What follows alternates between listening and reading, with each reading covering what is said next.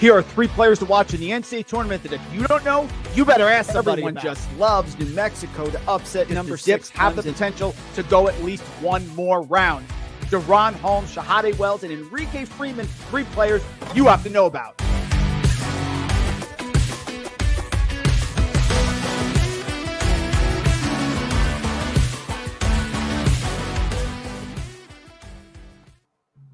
All right, give me a thumbs up if you can hear me. We're ready to go.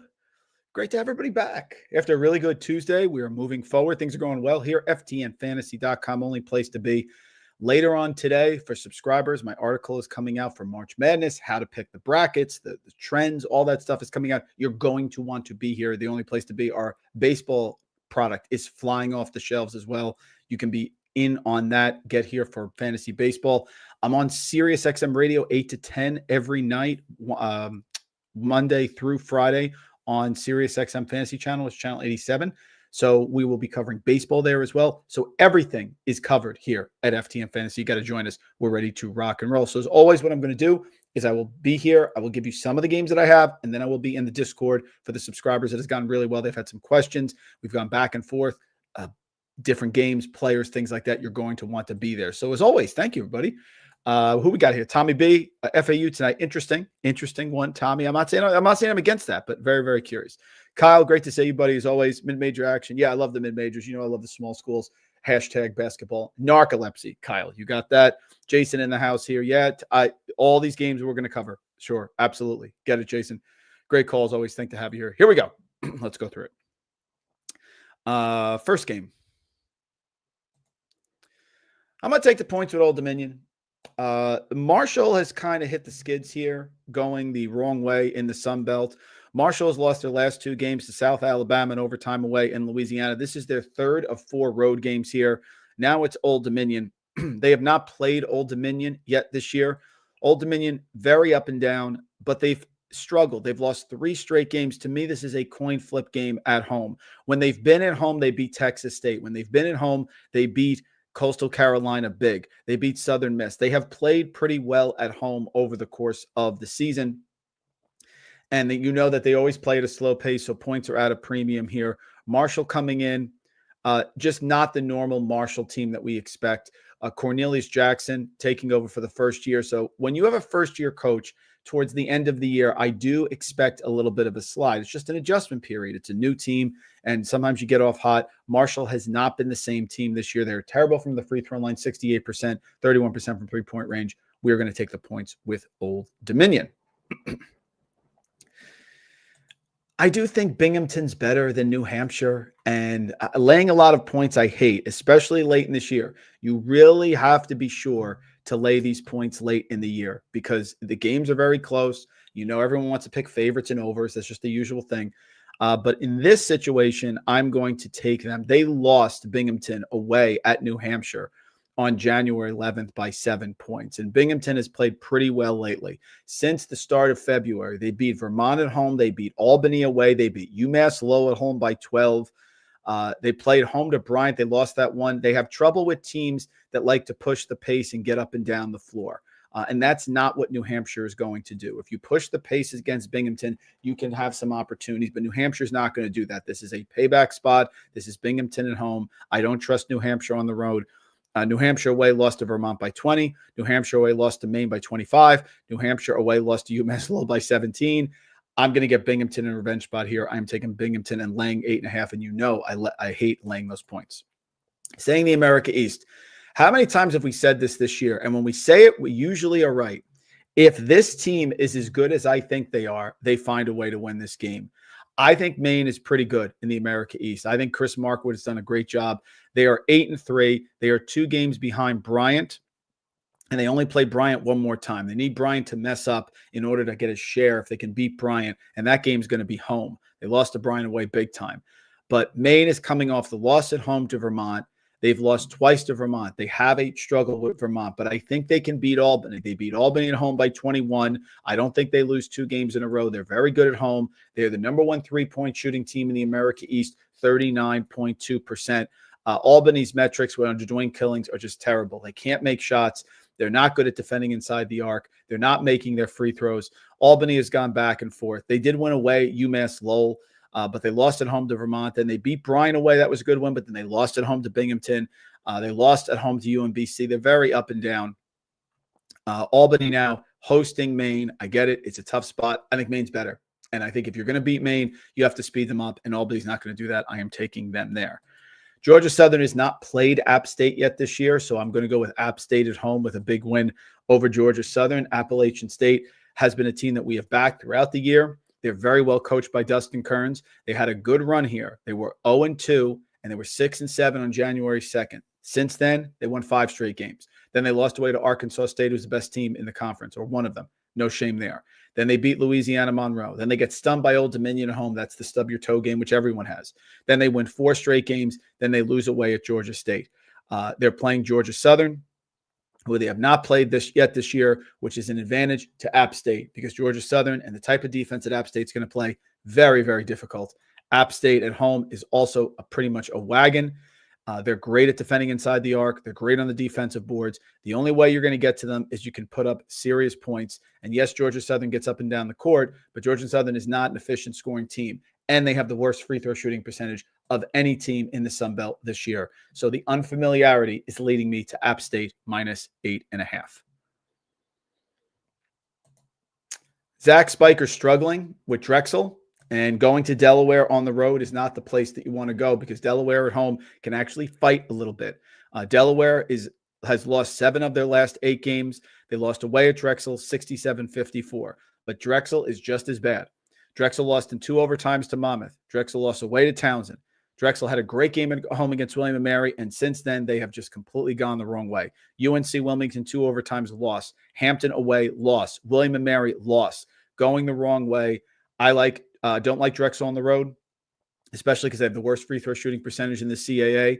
I do think Delaware at home can do some things. They're shooting 38% from three-point range. They're shooting 54% from inside the arc and 77%. I like Delaware here with this small line, -2.5. It's a shame. Chris Collins is a tremendous coach, but this is a very tough spot. The Northwestern has gone the wrong way, mainly because they have been decimated by injuries completely. They are now without both Brooks Barnhizer and Jalen Leach. You take Brooks Barnhizer and Jalen Leach out, what you are taking away is 2 of their leading scorers. You're taking away about 25 points per game. And as great as he is with Nick Martinelli and Ty Berry and Matthew Nicholson, they're not deep. They don't have a lot of talent. And I think Ohio State speeds them up tonight. A lot of points here, but it's because of the injuries that I'm laying the points with Ohio State. And it's uncomfortable because I don't like laying points late in the season. But Ohio State's coming off that loss to Michigan. This is a get-right spot. Their NCAA tournament bid is on the line tonight. They're great at shooting threes, 38%. I don't think Northwestern can stay with them. Northwestern, great coach, and Chris Collins has done a remarkable job there. They just have been killed by injuries. And losing Barnhizer and losing Leach is too much for them. This is a bad, bad spot. I'm going to take UNC Asheville +2.5 against Radford. I like Radford, but UNC Asheville has slowly established themselves as the best team in the Big South. Radford is tough. They're physical. They're great at shooting threes. They're great on defending inside the arc, and they make their free throws. The problem in UNC Asheville is just scalding hot. The only loss that UNC Asheville has had since Wednesday, January 8th, was to High Point away in overtime.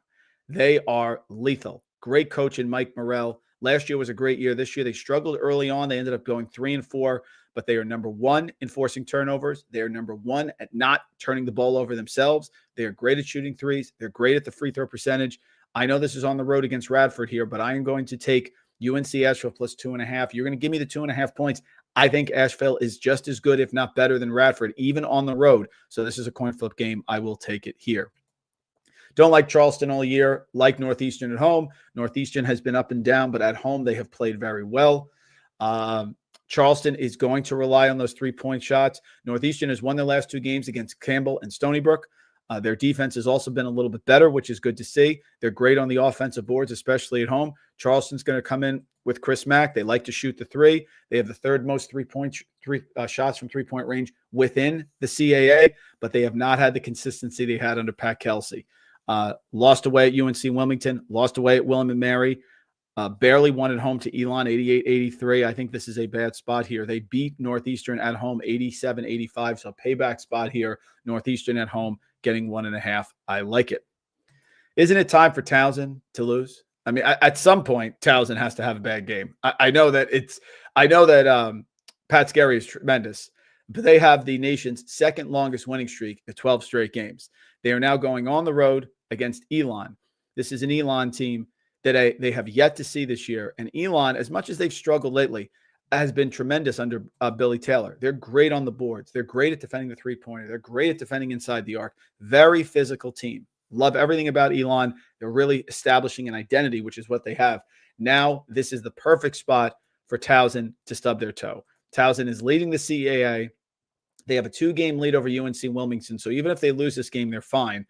They have Elon, Campbell, William & Mary, and Hampton. So they are staring straight at winning the CAA. But they have not been great covering. They did blow out Monmouth, but they didn't cover against Delaware. They didn't cover against Monmouth. They didn't cover against Stony Brook. They're squeaking by. They beat Drexel by 1 at home, 55-54. So this adds up to a spot here that is finally going to come down for Towson. Towson is great, but they're not great at free throws. On the road, Elon getting 1.5. I will take them there. A couple comments. Let's see if we got the comments going here. As always. Trevor in the house. Great to see it. It's Seinfeld night. Is that true at Boca Raton tonight? Is that true, Trevor? What? It's crazy. What's up, Mike? You don't think a possession or too many in a rivalry game with Georgia Southern? Let me get you my thoughts on that. Georgia Southern. Yeah, I get it. It is a rivalry game with App State. I understand that. I just think I like App State at home. I like App State. Also, going to get major focus here coming off the loss to Georgia State. I think it is very difficult. Jerry, I'd understand your point if they had played already this year. I think it's very difficult to prepare for App State. I think that Dustin Kearns is very difficult to prepare for. And Charlie Henry, if he gets a chance to see it, I think he can adjust. But I think right now, coming off a loss, I think App State gets up early and their defense is just too much. You think it's a lull get right spot? You think so? Let me see. It's possible because they lost 3 straight games. I'm not a fan of UMBC, so I could take it or leave it. I think there's better spots, but I get it. Yeah, that's my point, Kyle. That's my point. I think Elon shoots well. They're great on the offensive boards. Towson has been escaping these games magically, and God bless Pat Skerry, great coach. I do think it runs out tonight here, and I think that's the spot. Very good. A couple other ones, then we will head over to Discord. I am not going to talk about Vermont, Brian. I'm saving that one for the subscribers. I'm sorry. I think you know my thoughts on that. I do like Georgia State against JMU. JMU has been better, but I'm still not buying that they're fully back. Again, I think their lines have been overinflated, just like UConn's lines have been overinflated. And that's something that's helped us all year long. JMU has won 7 of their last 8 games. They beat Georgia State away 86-79, but this is going to be a second chance for Georgia State. And if you don't look now, look at Georgia State's last 4 games. 5 games, if you want to include it. First, they beat Marshall away. Then they played App State, only lost by 4 away, covering. Great game. Louisiana Monroe, home, blitzed them by 33. Buffalo away, won by 5. Old Dominion home, blitzed them by 22. App State home, payback spot, win by 5. Now here comes James Madison. They lost at home to James Madison, 86-79. I think we get max effort here. I think Georgia State, even on the road against James Madison, plays very well. Georgia State plays at a fast pace. They shoot threes. They get up and down the floor. And James Madison under Preston Spradlin, his first year, they're getting better, but they're still not great defensively, and they don't guard the 3 well. That's what has hurt them. So I'm going with them there. Maryland has played well, but I'm still not buying it. I can see here MLB Dream here, the Maryland fan getting frustrated with me, but I'm not buying it. I am a fan of USC. I like everything in his first year that Eric Musselman is doing. They've had some tough spots, but they've also had some great spots. The win away at Nebraska, the win away at Illinois by 10. They beat Penn State at home by 25. So they have struggled, but I think this is a good spot for them. This is a good physical Maryland team, and they're playing very well. But I do not trust Kevin Willard. I don't trust him in a big spot. They have Michigan State coming up on next Wednesday.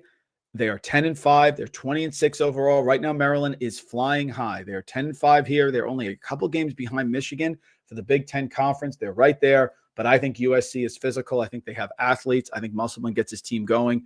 I like this USC team that's very good at defending the three and very good at shooting the three. I like them here against Maryland. I think that's too many points. I'm taking the 10.5 there. And that is it. The rest of them are sliding over to the Discord right now. So you got to join us, FTM Fantasy, if you want to come over and get those picks. Let's see. Kyle, I get it. But I this is, in my mind, where Maryland traps you. I think everyone's going to be on Maryland tonight. They're scalding hot. They're playing well. They have Michigan State coming up. I think this is the perfect flat spot here. Let's see. Georgia State is very scrappy. I get it. And that's it. Get in the Discord. Great. Trevor's in the Discord. We're going in there right now, guys. We're going to have some questions. We'll answer all the stuff, talk about our picks. Yesterday, didn't have anything really I liked. Today, we have some good games. So let's get on it. Head over. As always, ftmfantasy.com. Come over, subscribe monthly. March Madness, cut right around the corner. You want to be a part of it. Trust me, when those brackets come out, I'm going to be live, and we're going to find our sleeper like we always do. FTM Fantasy, find you the edge. Here are 3 players to watch in the NCAA tournament.